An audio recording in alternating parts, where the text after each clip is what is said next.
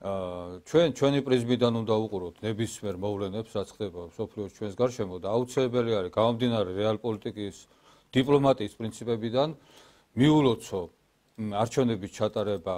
შენს რეგიონში, რეგიონის მიმდებარე არსებულ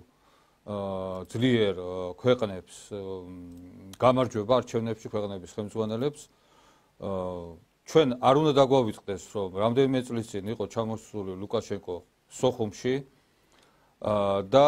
მან ძალიან დელიკატური განცხადება გააკეთა ის რომ არც ხაზი გაუსვა რომ ის იყო თქვა რაღაც დამოუკიდებელ სახელმწიფოში ჩასული მან ისაუბრა ქალაქზე და პირდაპირ იყო შემოთავაზება თქვენ გახსოვთ რომ ის მზად არის რომ აფხაზებსა და ქართველებს შორის მოლაპარაკებებში იყოს შუამავალი და ეს არის ძალიან კარგი ჟესტი მისი მხრიდან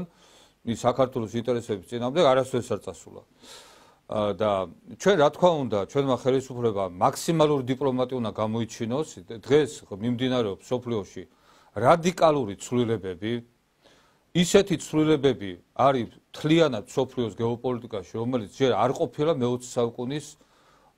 მეორე ნახევრიდან ამაზე ხაზი გაუსვა სწორედ სი ძინპინმა ვიცით ჩვენ როდესაც ის ვლადიმერ პუტინს ემშვიდობებოდა ყველაზე დიდი ცვლილებების მომწრე ვართ ჩვენ და ეს ცვლილებები ხდება ძალიან სწრაფად, ძალიან მოკლე დროში.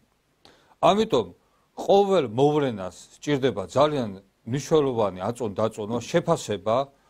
იმ ქვედადინებების პოლიტიკური კონტექსტის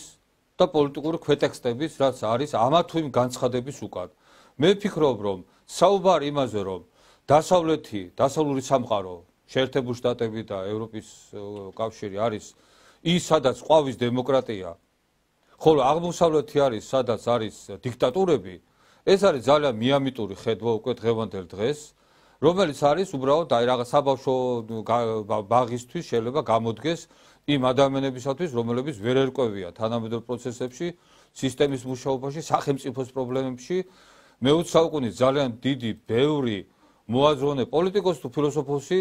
თანამედროვე დემოკრატიის პრობლემებზე ღიად საუბრობდა ყოველთვის და თანამედროვე დემოკრატიას რო თუნდაც ფრანგი პოსტმოდერნისტი ჟან ბოდრიარი მოიხსენიებს რომ ეს არის გადასული სიმულაციურ თამაშებში და ამის უკან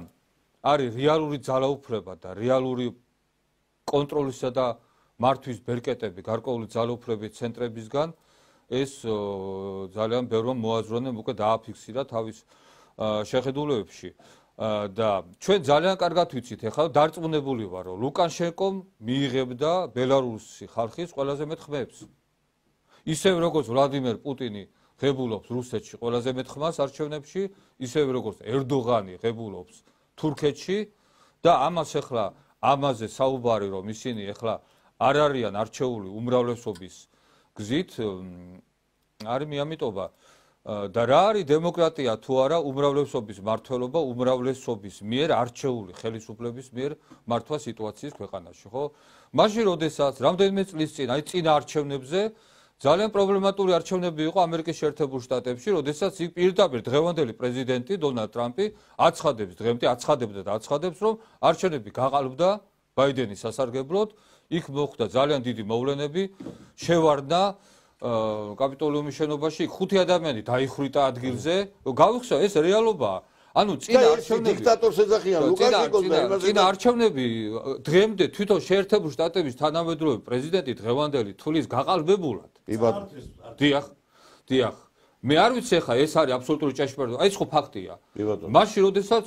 ჩვენ საუბრობთ იმაზე რომ ბელორუსში ლუკაშენკო არის არასწორად არჩეული მე არ მგონია საერთოდ ეს ხედვა შავთეთის ხედვა რომ რაღაცა დასავლეთში ყოველთვის არის იდეალური დემოკრატია და აღმოსავლეთში არის ეს რაღაცა ძველბოდური დიქტატურა ძალიან ბევრ რაღაცაში მჟღავდება თანამედროვე სამყაროში. აი მაგალითად რომ ვთქვა ჩვენ თანამედროვე დასავლური დემოკრატია რომ დგას ყალბ ფეხებზე ჩვენ ვხედავთ ორ მოვლენაში. ეს ორი მოვლენა არის ორი თემა არის ლეგიტიმაცია და მეორე სანქცირება. ლეგიტიმაცია არის ის, რასაც აძლევს ხელისუფლებას საკუთარი ხალხი ამორჩეველი. ნებისმიერ ქვეყანაში ძალაუფლების წყარო, მათ შორის საქართველოში არის ხალხი. ხალხი არის ძალაუფლების წყარო და ხალხი არის ლეგიტიმაციის წყარო. აბსოლუტურად. ნახეთ როგორ გააკეთეს ევროკავშირის ბიუროკრატებმა რომ ლეგიტიმაციის წყარო უნდა გახადონ არა ის, რასაც დგას დემოკრატია, რომ ხალხი იყოს და ხალხის არჩევანი, არამედ სხვადასხვა ქვეყნების პოლიტიკური კლუბების დამოკიდებულება. ანუ თურმე ლეგიტიმაცია ქვეყანაში უნდა მისცეს სხვა ქვეყნის ხელმძღვანელებმა. და თუ არ მისცემენ, მაშინ ეს არ არის ლეგიტიმური.